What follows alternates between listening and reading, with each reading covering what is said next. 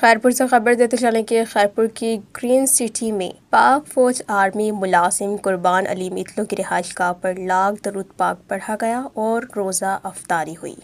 Chairman جماعت صلاۃ committee صوبہ سندھ قبلہ فقیر محمد سلیم سیال اویسی قادری نے خطاب میں کہا، ہم ساری سندھ میں گھر گھر لاکھ درود پاک پڑھواتے ہیں۔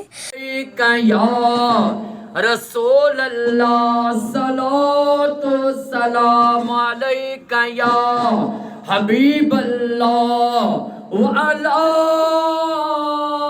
آلکہ واصحابکہ یا نور اللہ۔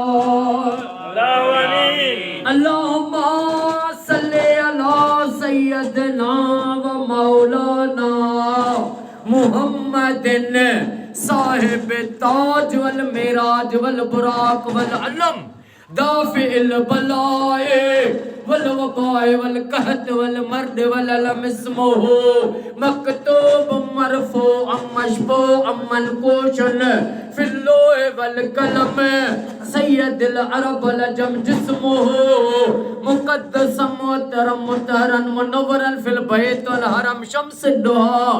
جس گھر میں لاکھ درود پاک پڑھا جاتا ہے اس گھر میں اللہ پاک کے رحمتوں کی برسات ہوتی ہے۔